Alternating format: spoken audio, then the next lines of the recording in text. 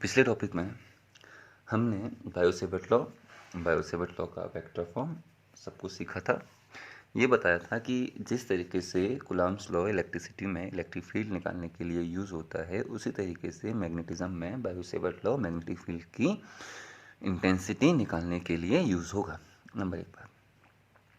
तो उसी में आगे चलते हुए आज हम लोग एप्लीकेशन ऑफ बायोसेवर्ट लॉ पढ़ने वाले हैं, जिसमें हम लोग ये सीखने वाले हैं कि किसी भी करंट कैरिंग वायर से किसी पॉइंट पर मैग्नेटिक फील्ड कैसे निकालेंगे, उसका एप्लीकेशन है। उसी एप्लीकेशन में पहला जो है वो है magnetic field due to finite length of straight wire. ठीक है, हालांकि ये चीज़ कोर्स में नहीं है, लेकिन फिर भी मैं इसको हर साल बताता हूँ शुरू से, तो इस बार फिर बताएंगे, छोड़ेंगे कुछ नहीं। तो इसको हम लोग पढ़ रहे हैं, इसको इसलिए पढ़ रहे हैं जिससे आपका थोड़ा सा कॉन्सेप्ट क्लियर होता है। और जैसे स्क्वायर है या रेक्टेंगल है, उनके सेंटर में मैग्नेटिक फील्ड अगर रिक्वायर्ड है तो किससे कैसे निकलता है वो इन्हीं से यूज़ होगा, और फ़ायदा इसका होता है, ऐसी बात नहीं है। तो पहला टॉपिक आज का हमारा है वो है magnetic field due to finite length of straight wire. Magnetic field due to finite length of straight wire.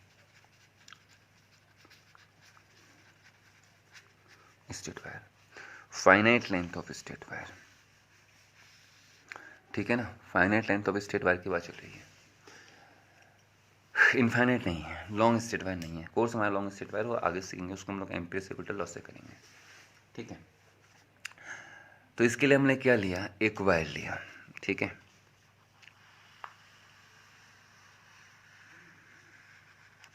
It is a wire of finite length, ठीक है।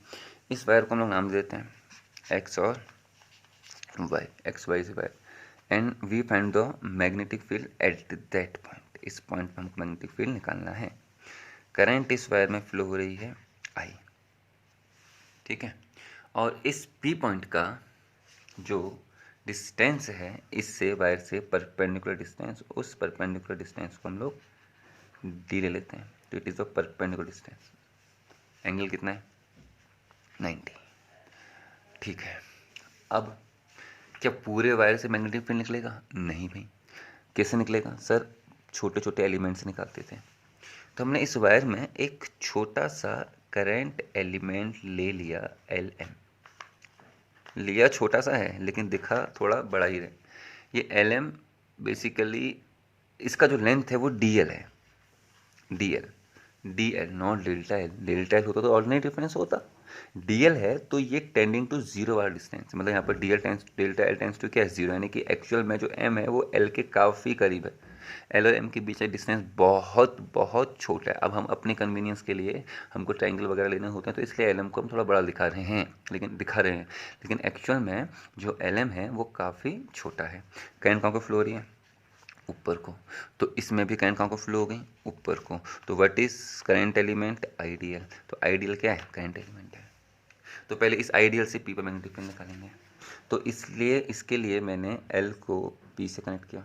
अब मैंने एल को पी से कनेक्ट किया, ठीक है। अब जब हम बायोसेवर्ट लॉ पढ़ते थे तो भाई हम लोगों ने करंट एलिमेंट लिया था इस तरीके से। इसको हम लोगों ने क्या कहा था, इसको हम लोगों ने कहा था आई डी एल, और एक पॉइंट ये है, डिस्टेंस कितनी है इसकी, आर। तो आई डी एल और आर के बीच का एंगल लिया था थीटा, याद है। और फॉर्म क्या था, फॉर्मूला क्या था, D V equal to mu 0 upon 4 pi I D L sine theta upon R square. लेकिन एंगल किसके बीच, डी एल और आर के बीच का। तो यहाँ पर भी एंगल किसके बीच का चाहिए, डी एल और आर के बीच का, मतलब ये वाला एंगल। लेकिन हमको आगे मैथमेटिक्स करनी होती है, तो मैं अभी थीटा इस एंगल को मानता हूँ। तो क्या भाई आपके मन की बात चली, थीटा के बीच को मान लो, कभी भी कहीं भी मान लो। आपने तो डी एल और आर के बीच का माना था। अगर डी एल की डायरेक्शन और आर की डायरेक्शन के बीच का लिया था, तो यहाँ पर तो डी एल की डायरेक्शन और आर की डायरेक्शन के बीच का आएगा। तो मैंने कहा ठीक है, हम ये लेंगे। अब मैंने इसको थीटा मान लिया, लेकिन लेना तो ये है।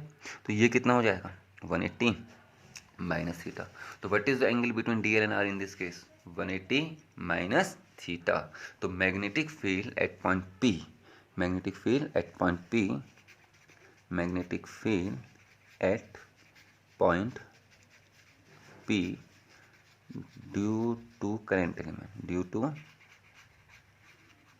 करंट एलिमेंट एल एम, इस करंट एलिमेंट एल एम से। कितना आएगा भाई करंट एलिमेंट एल एम से मैग्नेटिक फील्ड?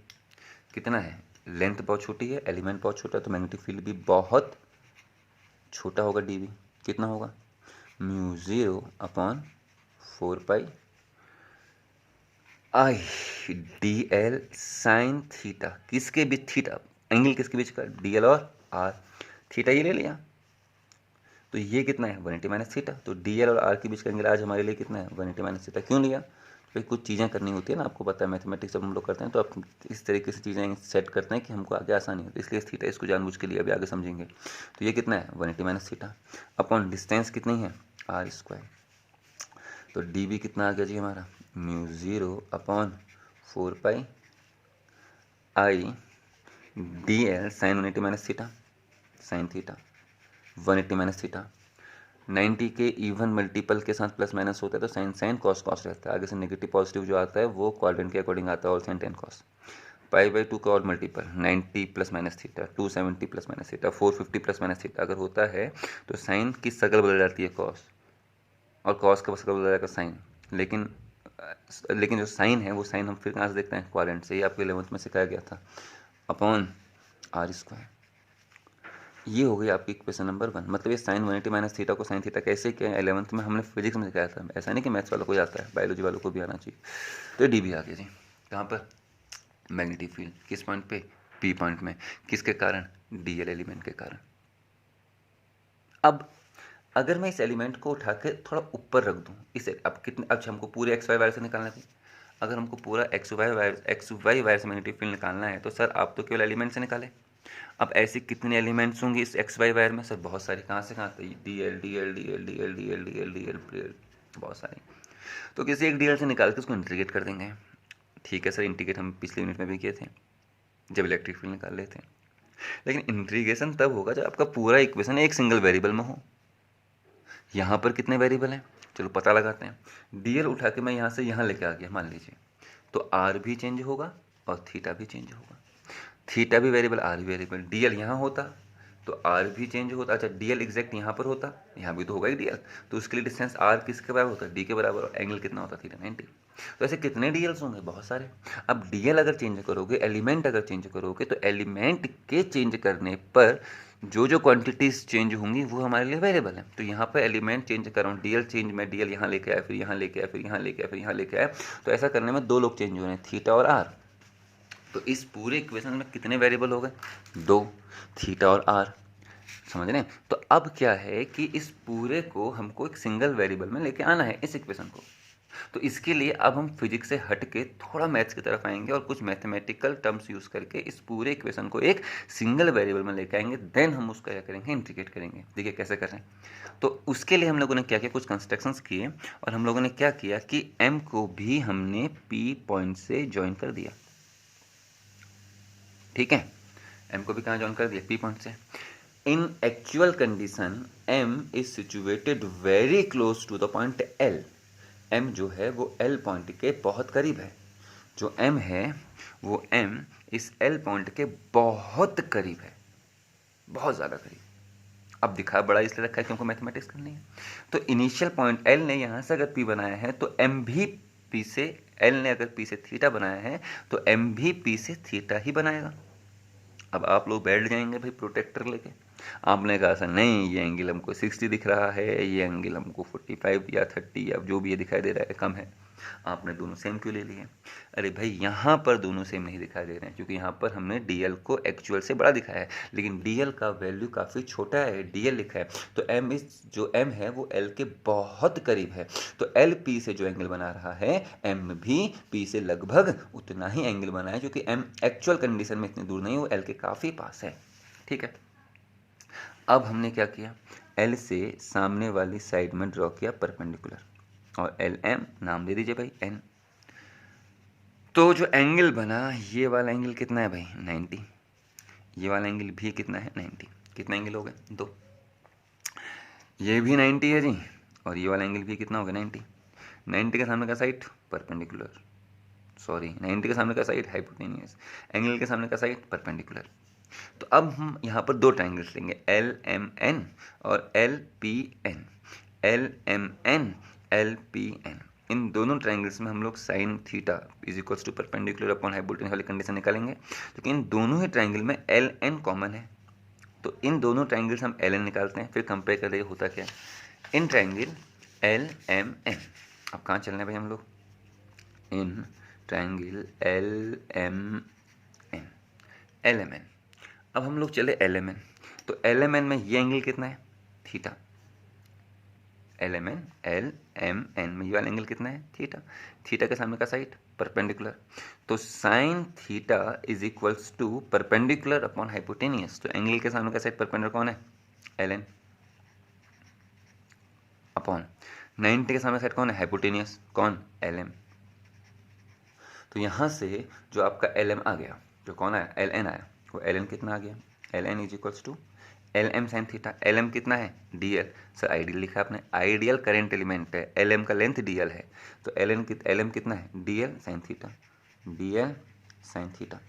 ये होगी भाई हमारी equation number 2, DL sine theta, DL sine theta. कुछ आ रहा है, समझ रहे हैं। अब इस ट्राइंगल से LN निकालते हैं। अब क्या है कि अगर मैं इस LN को यहाँ से उठा के यहाँ लेके आ गया, थीटा तो चेंज होगा ही होगा, लेकिन जब ये लाइन ऊपर को जाएगी तो ये एंगल भी तो चेंज होगा। तो इस एंगल को मैं फाई मानता हूँ, और मेरी पूरी कोशिश अब ये है कि ये पूरी जो इक्वेशन नंबर 1 है, ये इस वेरिएबल फाई में आ जाए। इसमें दो वेरिएबल थे, थीटा और आर, जो कंफ्यूज कर रहे थे। अब इन दोनों वेरिएबल को हम एक सिंगल वेरिएबल फाई में लेकर आएंगे। मतलब अगर आपका ये जो करंट एलिमेंट यहाँ पर होता है एग्जैक्टली बीच में, तो ये लाइन ऐसे आती नहीं आती, तो फाइव घटते हुए कितना होता, 0। तो भाई इसके लिए 0, अगर नीचे को आते तो वही 5 फिर नेगेटिव की तरफ जाता, ऊपर को जाओगे तो 5 बढ़ते रहेगा। तो 5 का वैल्यू एक इस पॉइंट में होगा हाईएस्ट, सब पर नहीं जाकर फाइनाइट लेंथ है, तो एक पाई के ऊपर 5 चेंज नहीं होगा। और जब आप नीचे को आओगे, तो जब एक्स से आओगे तो उसके नीचे भी चेंज नहीं होगा। तो कितनी वैल्यूज होगी भाई, 2। अब हम चलते हैं in triangle LNP, in triangle LNP। तो हम लोग चले LNP, ये 5 है, तो एक छोटा सा एंगल भी तो होगा, चेंज होगा। हाँ भाई, अगर आप L देखो, L पर एंगल कितना है, L ने P से कितना एंगल बनाया, 5। अगर आप M में जाओगे P से एंगल बनाएगा, लेकिन ये DL क्या है, बहुत छोटा। तो जब L से M में गए तो जो 5 में चेंज आएगा वो बहुत छोटा सा आएगा, वो D5 होगा, क्योंकि M L के काफ़ी करीब है। तो ये 5 और ये D5, तो साइन ऑफ D5 लगाते हैं, साइन ऑफ D5। अब D5 यहाँ पर एंगल है, साइन ऑफ D5। एंगल के सामने का साइड परपेंडिकुलर, 90 के सामने का साइड हाइपोटेनियस, तो D5 के सामने का साइड कौन है, LN। तो LN upon LP, LN upon LP आ गया जी। तो LN जो रहा वो LP साइन D5, LP, और LP किसके बराबर है, R, LP sine D5, R sine D5। ठीक, अब हम लोग छलांग लगाते हैं 11th में, दो लगा दी भाई 11th में छलांग। साइन 5 साइन थीटा फॉर्मूला था। 11th में कहाँ छलांग लगाई, 11th में छलांग लगाई सिंपल हार्मोनिक मोशन वाले चैप्टर में। हम सिंपल पेंडुलम पढ़ रहे थे NCERT से, रिफ्रेशर नहीं देखा था। NCERT जो चीज़ें इंपॉर्टेंट थी वो NCERT से देखी थी, क्योंकि जो काम की थी। तो वहाँ पे आपने एक चीज़ नोटिस करी थी कि हमने वहाँ पर आपको एक लीनियर सिंपल हार्मोनिक मोशन और एक non linear simple harmonic motion, non linear harmonic motion, harmonic motion, non linear harmonic motion, simple harmonic motion, anharmonic motion, ऐसा कुछ बताया था, याद है। उसी में हमारा जिक्र हुआ था साइन थीटा, साइन थीटा वहीं पर आया था कहीं पे। तो वहाँ साइन थीटा का फॉर्मूला था theta minus theta cube upon 3 factorial plus theta की power 5 upon 5 factorial minus theta की power 7 upon 7 factorial plus theta की पावर 9 अपॉन 9 फैक्टोरियल। उस दिन भी क्लास में कुछ तो चिल्लाए थे, तो बड़ा टिपिकल फॉर्मूला मैथमेटिक्स में था। ये फॉर्मूला NCERT वाले ने भी दिया है, 11th NCERT में फॉर्मूला है, तो पढ़ना पड़ेगा भाई, काम होगा। क्या यूज़ है, थीटा क्यूब, थीटा की पावर 5, थीटा की पावर 7, थीटा की पावर 9 चलते जाएगा, थीटा की सिंगल पावर। अगर ये एंगल बहुत छोटा हो, if theta is very small, simple harmonic वहीं से बना था, वहीं से आपका फोर्स जो था, रेजिस्टिंग फोर्स लीनियर था, अगर एंगल सिंपल हार्मोनिक मोशन में ये जो एंगल था पेंडुलम वाला, ये बढ़ गया था काफ़ी ज़्यादा, नेग्लिजिबल, बहुत छोटा नहीं था, तो उस केस में आपका जो फोर्स आया था रिस्टोरिंग फोर्स, वो फिर लीनियर ना होकर नॉन लीनियर हो गया था। तो आपका जो फोर्स था वो नॉन लीनियर रिस्टोरिंग फोर्स होने के कारण आपका simple harmonic motion non linear हो गया था। वो तो वहाँ की बात है। चलिए वहाँ छोड़ दीजिए, अब 11th तो आपने कैसे पास किया हमें को पता है। तो थीटा अगर बहुत छोटा है, पॉइंट में है, 0.2, 0.4, 0.2 मान लीजिए, तो क्यूब कितना होगा 0.008। 5 कितना होगा सोचो। तो अगर थीटा बहुत छोटा है तो ये क्वांटिटीज बहुत छोटी होंगी। अब एडिशन और सब्सट्रैक्शन में जब हमने सिग्निफिकेंट फिगर पढ़ा था तो ये क्वांटिटीज़ क्या हो जाएंगी भाई, फिर निगलेक्ट हो जाएंगी। तो केवल कौन काउंट होगा, थीटा। तो साइन थीटा जो था वो ऑलमोस्ट कितना हो गया था, थीटा कब, हमेशा नहीं, कब, when theta is very small, जब एंगल बहुत छोटा होगा। इसी चीज़ को आगे बढ़ाते हुए हमने कॉस थीटा भी आपको बताया था उस टाइम पे, 1 plus theta square upon 2 factorial minus theta की power 4 upon 4 factorial plus theta की पावर 6 अपॉन 6 फैक्टोरियल चलते रहेगा। तो अगर थीटा काफ़ी छोटा है तो ये लोग भी चल दिए, तो कॉस थीटा ऑलमोस्ट 1, ये आगे ऑप्टिक्स में यूज होंगे भाई कंडीशंस। तो बहुत छोटे एंगल के लिए साइन थीटा ऑलमोस्ट थीटा, और बहुत छोटे एंगल के लिए कॉस थीटा ऑलमोस्ट 1। इसका तो वैल्यू इसका तो छोड़ जो भी है, लेकिन बहुत छोटे एंगल के लिए साइन थीटा जो होता है वो लगभग थीटा होगा। चलिए फिर अब 12th में आते हैं। तो डी फाई क्या है भाई, डी फाई जो है वो बहुत छोटा एंगल है, डी फाई बहुत छोटा है। तो साइन डी फाई जो होगा वो ऑलमोस्ट कितना हो जाएगा, डी फाई। तो एल एन कितना हो गया भाई आपका, R sine D phi, D phi बहुत छोटा है तो sine D phi almost D phi. Equation number 3, कितनी इक्वेशंस हो गई, 3, first second third, D L sine theta, D L sine theta L N के बराबर, L N R D phi, L N तो इसका D L sine theta R D phi. तो D L 2 और 3 से क्या पता लगा, D L sine theta R D phi. तो इस डी एल साइन थीटा जो मैं क्या लिख देता बेटा हम लोग, आर डी फाई। तो 1, 2 एंड 3 क्या बना, from 1, 2 and 3, from 1, 2 and 3, from 1, 2 and 3, किस कौन कौन सी इक्वेशन, पहला दूसरा और तीसरा, फ्रॉम 1, 2 एंड 3। देखिए 1 मारते हैं, डी बी कितना है, डी बी, डी बी किस इक्वल टू यहाँ कितना था 1 में, mu zero upon 4 pi, mu zero upon 4 pi I D L sine theta upon R square. D L sine theta 2 से किसके बराबर आया, एल एन के बराबर, और एल एन किसके बराबर आया, आर डी फाई। तो डी एल साइन थीटा किसके बराबर हो गया, आर डी फाई। तो इस इक्वेशन में डी एल साइन थीटा का जो हम लोगों ने क्या लिख दिया, आर डी फाई। तो यहाँ पर आपका आ गया R D phi, R D phi, R से आर निपट लिया। तो डी बी कितना हो गया भाई हमारा, mu zero upon 4 pi I upon R into D phi. चलिए हमारा इक्वेशन बन गया। फिर आप चिल्लाए, आपने कहा सर आपने तो कहा था कि ये इक्वेशन फाई में कन्वर्ट करने वाले हैं, डी फाई मतलब फाई के रिस्पेक्ट में इंटीग्रेशन होने वाला है, तो ये फंक्शन भी तो फाई का होना चाहिए। इसमें mu zero upon 4 pi constant, I constant बचा आर। तो अब हमारी कोशिश है कि आर को हम कहाँ लेके आएँ, फाई में। आर को किस टर्म में लेके आएँ, फाई, मतलब आर को फाई के टर्म में लेके आएंगे तो यहाँ पर एक डी मालूम है, आर मालूम है, फाई मालूम है। एंगल के सामने का साइड परपेंडिकुलर, 90 के सामने हाइपोटेनियस, बचा बेस। तो बेस पता है आर के टर्म में निकालना है, फाई मालूम है, तो बेस हाइपोटेनियस फाई, तो क्या समझ आया, cos. In triangle L M N हो गया तो इसको ओ मान लेते हैं। फिर in triangle L O P, in triangle L O P बकिए, in triangle L O P में क्या होगा बताइए भाई, एल ओ पी में कॉस फाई कितना हो गया, cos phi is equals to base, angle के सामने का साइड परपेंडिकुलर, बेस अपॉन 90 के सामने हाइपोटेनियस। तो cos phi equal to D upon R, cos phi equal to D upon R. हमको क्या चाहिए, आर या 1 अपॉन आर, ये आर ही निकालते हैं, हटाइए, आर इक्वल्स टू कितना हो गया, आर यहाँ जाएगा डी अपॉन कॉस फाई। तो putting the value of R in that equation, तो आर का वैल्यू यहाँ पुटअप करते हैं, आर का वैल्यू यहाँ पुटअप करते हैं। अब आर का वैल्यू यहाँ पुटअप करेंगे तो डी बी कितना आ गया जी बताइए। तो डी बी जो हमारा यहाँ पर अब आया वो डी बी कितना आ गया आपका, mu zero upon 4 pi I upon are.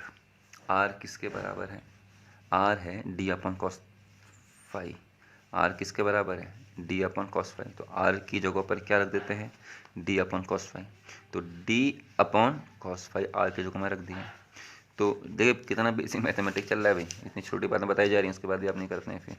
तो डी बी जी टू कितना आ गया, वो आ गया mu zero upon 4 pi I, ये कॉस फाई ऊपर चले गया, cos phi upon D, R के लिए पुटअप क्या था, डी फाई भी था, इंटू डी फाई। अब देखिए क्या है, mu J upon 4 pi constant, I constant, D भी कॉन्स्टेंट है ना, परपेंडिकुलर सेम ही रहेगा। तो बच कितने गए, 2 लो, कॉस फाई और डी फाई।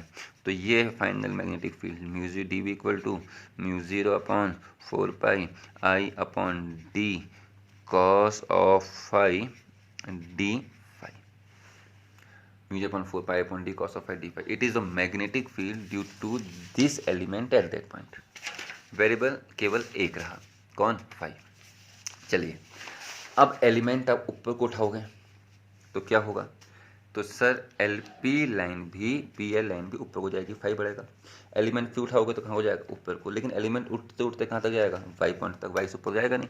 अब वाई तक पहुँच गया तो वाई ने और इसने जो एंगल बनाया वो फाई उस लिमिट तक तो जाएगा। तो इसलिए हम लोगों ने क्या किया कि वाई को पी पॉइंट से ज्वाइन किया, कर दिया। अब इस एल ने, एल पी ने एंगल जो बनाया था वो फाई बनाया था। अब ये एलिमेंट जो ऊपर जाएगा तो एंगल बढ़ते बढ़ते कुछ तो होगा, एंड ये जो एंगल फाई होगा वाई में, इस फाई की ये फाइनल वैल्यू होगा, फाई इसके ऊपर नहीं बढ़ेगा। तो इस पूरे एंगल को मैं मान लेता हूँ फाई 2 या फाई में, कुछ भी मान लीजिए। तो ये पूरा एंगल जो मैंने यहाँ पर लिया, ये वाला एंगल, इस वाले एंगल को मैंने फाई 2 कह देते हैं, कि नीचे वाले को फाई 1 कहेंगे। तो फाई एलिमेंट, देखो एलिमेंट यहाँ से यहाँ गया तो फाई बढ़ा, एलिमेंट ऊपर जाएगा फाई और बढ़ेगा, एलिमेंट यहाँ से कर, देखो एलिमेंट यहाँ पर, तो फाई इस मेरी उंगली से कितना बना रहा है, 0।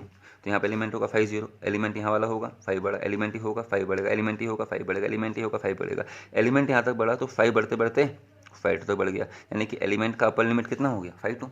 अब वैसे ही जब ये यहाँ को आएगा तो एंगल उल्टा आ रहा है तो नेगेटिव, फिर यहाँ पर आएगा तो और उल्टा, फिर यहाँ पर आएगा तो यहाँ पर आते आते जो है तो एक्स को भी ज्वाइन किया, तो एक्स को भी हमने पी से ज्वाइन किया। तो जब हम लोग पी को एक्स से ज्वाइन किए तो लाइन नीचे को आई नहीं है, तो एंगल लगातार आपका बढ़ रहा है, लेकिन इसके बाद अपोज नहीं बढ़ेगा। लेकिन ये उल्टा नप, ये ऊपर को नपा था, ये नीचे को नप रहा है, उल्टा नप रहा है, तो इसको हम लोग क्या लेंगे, नेगेटिव, और इसको फाई 2 लेके आए तो इसको क्या लेंगे, minus phi 1।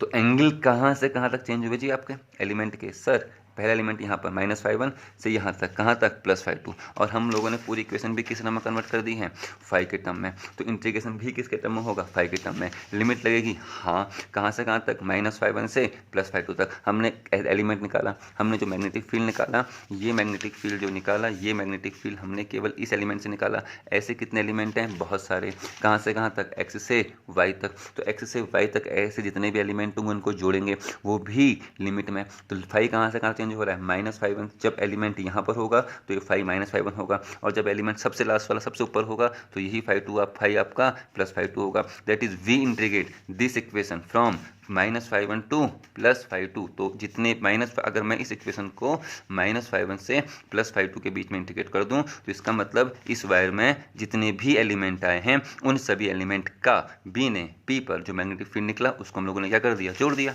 So the net magnetic field at P due to element X, due to whole wire X Y is, चलिए देन क्या लिख रहे हैं now, then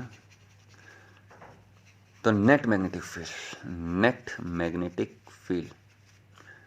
eight P, net magnetic field at P due to the wire X Y, due to the wire X Y is कितना होगा भाई, अब integrate कर रहे हैं तो बी हो गया होगा। इंटीग्रेशन मतलब जोड़ा है, किसको जोड़ा है, इन सभी एलिमेंट ने जो मैग्नेटिक फील्ड प्रोड्यूस किया उनको जोड़ा है, मतलब इस डीबी को जोड़ा है। कहाँ से कहाँ तक जोड़ा है, सर यहाँ से यहाँ तक जोड़ा है। ये किसके टर्म में बना है, फाई के टर्म में। तो इंटीग्रेट भी किसके टर्म में करोगे, फाई के टर्म में। सबसे नीचे वाले एलिमेंट ने कितना बना दिया, माइनस फाई 1, सबसे ऊपर के एलिमेंट ने कितना बना दिया, plus phi 2। That is integrated this equation from minus phi 1 to plus phi 2। अब इंटीग्रेशन आपको मालूम है ना। चलिए भाई, तो डी बी कितना, बी कितना आ गया, वैल्यू पुटअप करते हैं। B is equals to integration of minus phi 1 to plus phi 2, और आपका डी बी कितना है, mu 0 upon 4 pi I upon D cos phi D phi. अब इंटीग्रेशन केवल वेरिएबल का होता है, कॉन्स्टेंट्स बाहर आते हैं। तो कौन कौन कॉन्स्टेंट हैं जी, म्यू 0 अपॉन 4 पाई कॉन्स्टेंट है, वायर में करंट चेंज नहीं होगी, परपेंडिकुलर डिस्टेंस भी चेंज नहीं होगा, तो अंदर कौन बचेगा, -φ1 से +φ2 cos ऑफ फाई बचेगा इंटू d5।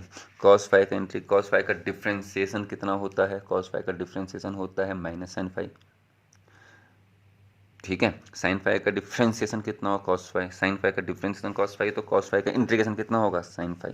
तो b इक्वल्स टू कितना हो गया भाई आपका μ0/4π, अब इंटीग्रेशन से i/d, तो cos फाई का इंटीग्रेशन आपका हो गया sin फाई, और कहाँ से कहाँ तक, -φ1 से +φ2 तक, ठीक है। तो ये आपका इंटीग्रेशन हो गया, ठीक है। अब देखिए इंटीग्रेशन कहाँ से कहाँ तक है, -φ1 से +φ2 तक, -φ1 से +φ2 तक आपका इंटीग्रेशन हो गया। कहाँ का इंटीग्रेशन, ये रहा। चलिए भाई अब लिमिट लगा लेते हैं, तो b इक्वल्स टू कितना आ गया, b इक्वल्स टू आ गया μ0/4π i/d, किसके टर्म, वेरिएबल कौन था, फाई, तो अपर लिमिट कौन है, φ2, तो sine of φ2 minus sine of lower limit phi के जगह में -φ1। साइन माइनस थीटा कितना होता है, साइन माइनस थीटा कितना था मालूम है ना, ये all sine tan cos plus theta sine, minus किस घर में आता है, कॉस, तो साइन माइनस थीटा कितना था आपको याद है, साइन माइनस थीटा था आपका माइनस साइन थीटा, याद है। तो साइन -φ1 कितना होगा, -sin φ1, तो b कितना आ गया भाई, b इक्वल्स टू आ गया μ0/4π i/d sine φ2 sine -φ1 minus sine φ1 minus minus plus, तो b equals to μ0/4π i/d into sine of φ2 plus sine of φ1, तो it is the required result. थोड़ा उसको अच्छे से लिख लेते हैं, खूबसूरत लिखना चाहिए ना, चाहे हो जैसा भी। तो b इक्वल्स टू कितना के भाई आपका μ0/4π i/d into sign φ1 plus sign φ2, तो ये क्या निकला भाई अपना फाइनल रिजल्ट, मतलब magnetic field due to that wire at point P using Biot Savart law. क्या किया हम लोगों ने बायोसेवर्ट लॉ यूज़ किया। हमने क्या किया, एक छोटा सा एलिमेंट लिया, इस एलिमेंट के स्टार्टिंग पॉइंट को P पॉइंट से ज्वाइन किया। एलिमेंट क्यों लिया, क्योंकि भाई बायोसेवर्ट लॉ करंट एलिमेंट कितना लगेगा, तो फिर इस एलिमेंट का इनिशियल पॉइंट और इस P के बीच में जो लाइन है, इन दोनों के बीच का एंगल, इन दोनों लाइंस के बीच का एंगल हमको चाहिए, लेकिन हमने थीटा लिया नीचे वाला, क्यों लिया, इसको थीटा बनाने के लिए, जिससे हमारा मैथमेटिकल क्वेश्चन ईजी हो जाए। ये थीटा है तो ये वाला एंगल कितना हो गया, 180 माइनस थीटा, तो DL और R के बीच का angle 180 minus theta sine 180 minus theta, IDL sine element और R के बीच का angle upon R square, sine 180 minus theta sine theta होता आ गया। इस इक्वेशन में कितने वेरिएबल्स आ गए थे, दो, कौन कौन से, थीटा और आर। हमने कितने वेरिएबल में कन्वर्ट करना है, केवल एक वेरिएबल में। हाँ, वो वेरिएबल कौन सा चूज़ किया हम लोगों ने, फाई चूज़ किया। तो उसके लिए हम लोगों ने क्या किया, कंस्ट्रक्शन किया, एम को पी से ज्वाइन किया, ड्रॉ किया, परपेंडिकुलर एंगल थीटा था, एक बार यहाँ से एल एन, पहले इस एंगल से एल एन निकाला, डी एल साइन थीटा आया था, फिर इस एंगल से एल एन निकाला, आर डी फाई आया, तो डी एल साइन थीटा कितना आ गया, आर डी फाई, रख देंगे, काट फिट करेंगे, तो लास्ट में आपकी इक्वेशन जो बनकर आ गई थी वो इक्वेशन ये बनकर आ गई थी। इसमें भी फिर हमको आर परेशान कर रहा था, उस आर का वैल्यू भी हमने यहाँ से निकाला था, उस वैल्यू का आर निकाला था, तो आर का value D upon cos phi आ गया। जब वैल्यू पुटअप किया तो डी भी निकल के आया और वो फाइव में आ गया। और फिर क्या किया, इंटीग्रेशन, सबसे लोवेस्ट एलिमेंट से लेके सबसे अपर, सबसे नीचे वाला कितना बना रहा था, -φ1, सबसे ऊपर वाला कितना बना रहा है, +φ2। तो we integrate this equation from -φ1 to +φ2, और जब इंटीग्रेट किया तो लास्ट हमारा आंसर आ गया μ0/4π i/d sin φ1 plus sin φ2। It is the magnetic field due to finite length of straight wire। अब अगर वायर इनफाइनाइट लेंथ की होती, केस करते हैं ना इसके, अगर ये वायर इनफाइनाइट लेंथ का होता जी, ऐसे इनफाइनाइट लेंथ मतलब गया गया गया, अब कहाँ तक लेके जाए, इनफाइनाइट डैश डैश डैश मतलब जाते ही जा रहा है भाई। ये पॉइंट था, डिस्टेंस कितनी थी, डी। पिछले बार फाइनाइट था तो ये वाला पॉइंट हम लोगों ने एक्स कहा था, ये वाला पॉइंट हम लोगों ने वाई कहा था, तो एक्स वाई ही था ना, फाइनाइट था। आज फाइनाइट नहीं है भाई, आज इनफाइनाइट है, तो वाई जाते रहेगा इनफाइनाइट तक, या वेरी लॉन्ग वायर, एक्स भी जाते रहेगा इनफाइनाइट तक। देखिए भाई, पिछले वाले केस में हम लोगों ने इसको यहाँ ज्वाइन किया था, और जो ये वाला एंगल था ये φ1 था या φ2 था।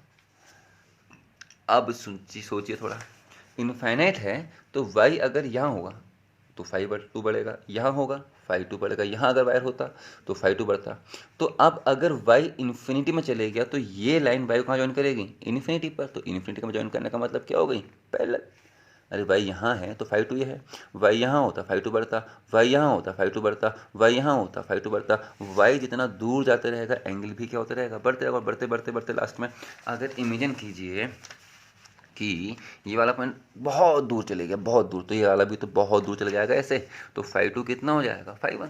इन द सेम वे ये एंगल कितना था फाइनाइट के लिए, कितना था फाइनाइट के लिए जो ये एंगल था ये φ1 था, फाइनाइट वायर के लिए कितना था भाई, φ1 था, नहीं था, -φ1 जो भी था, जो भी था -φ1 था, ठीक है। अब क्या है कि अगर ये x जो होता, जो x है, ये x जो होता, तो पेजेस में बड़ा सरद हो रहा है भाई, ये जो x होता ये कहाँ आएगा, यहाँ आएगा, लाइन यहाँ पर लाइन होता, लाइन ऐसे आती तो φ1 क्या होता, बढ़ता, यहाँ होता, ये वाला पॉइंट यहाँ होता तो और दूर जाता, यहाँ पर आता तो लाइन कुछ ऐसे आती, अगर ये वाला x इन्फिनिटी पहुँच जाएगा तो φ1 भी तो ऐसा आएगा, मतलब ये लाइन, ये x कहाँ मिलेगा उसको, इन्फिनिटी पर, इन्फिनिटी मिलने का मतलब क्या हो जाएगा, पैरेलल। तो for infinite long wire, for infinite long wire, for infinite long wire क्या, φ1 is equals to φ2 is equals to 90, φ1 भी कितना हो गया 90, φ2 भी कितना हो गया 90, ये पहला केस बना इसका, तो sin 90 1, sin 90 1, तो b कितना हो गया भाई हमारा, μ0/4π i upon D, sin 90 plus sin 90 1 + 1 2, 2 से 4 का 2 जा 4, तो b कितना आ गया भाई, μ0/2π i upon D. It is the magnetic field due to finite length of straight wire. Ampere circuital law आगे प्रूफ करेंगे, तो उसके प्रूफ में हम इस फॉर्मूले को यूज़ करेंगे, for infinite long of straight wire magnetic field μ0/2π i upon D. ये क्या था, magnetic field due to infinite length of straight wire. चलिए भाई अगला केस करते हैं, मैग्नेटिक फील्ड हमने finite length of straight wire से निकाला, अब हम लोग निकालते हैं magnetic field near at any one end of infinite length of straight wire. ये क्या निकाला, magnetic field due to infinite length of straight wire. अब क्या निकालना है इसका दूसरा case, magnetic field eight near, लिखेंगे भाई यहाँ पर आप लोग, magnetic field near at any one end of a infinite long straight wire. मतलब भाई एक्स वायर में एक्स के करीब, लेकिन वाई कहाँ है, एक्स वाई वायर में एक्स के करीब, लेकिन वाई कहाँ है, इनफाइनाइट पर, या एक्स वाई वायर में वाई के करीब लेकिन एक्स कहाँ है, इनफाइनाइट। अभी एक्स वाई वायर के लिए कहीं बीच में निकाला था, अब एक्स वाई वायर बहुत लंबा है तो एक्स के करीब, एक्स के करीब, वाई कहाँ है, इन्फिनिटी पर, जब वाई के करीब एक्स कहाँ है, इन्फिनिटी पर। देखें हो क्या रहा है,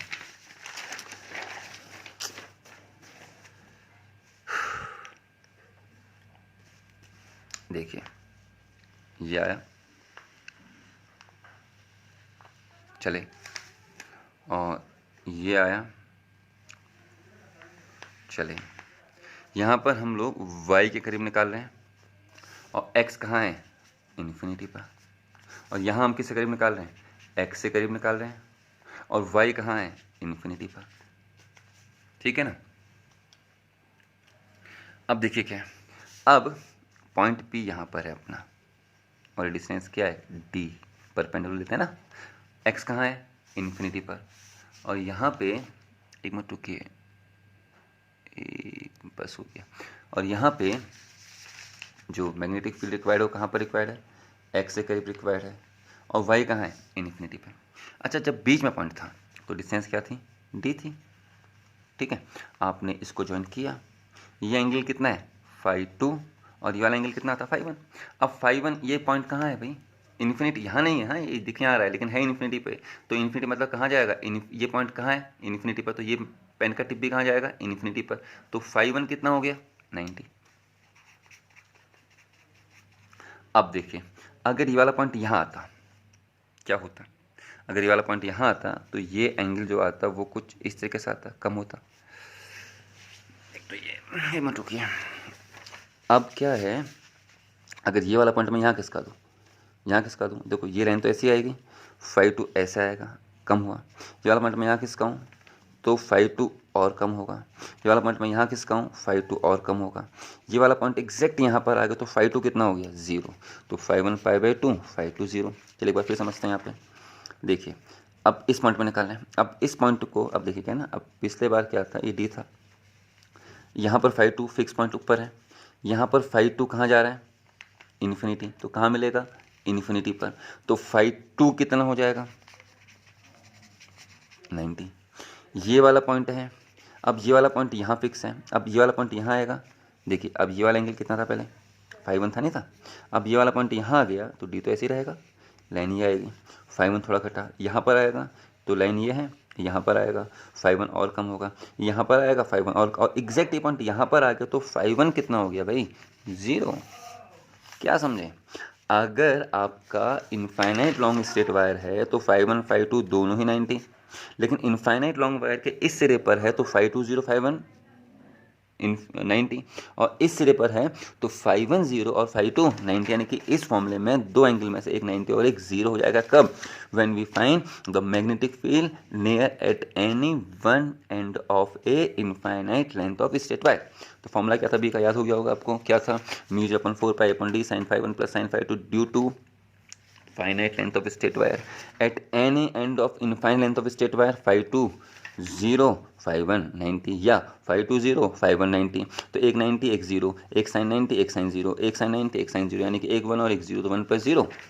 तो बी इक्वल टू कितना, mu 0 upon 4 pi I upon D sine 90 plus sine 0, या 1 प्लस 0 कर देते हैं, 1 प्लस 0 कितना हो गया 1। तो बी कितना आ गया, mu 0 upon 4 pi I upon D. It is the magnetic field near at any one end of a infinite length of straight wire.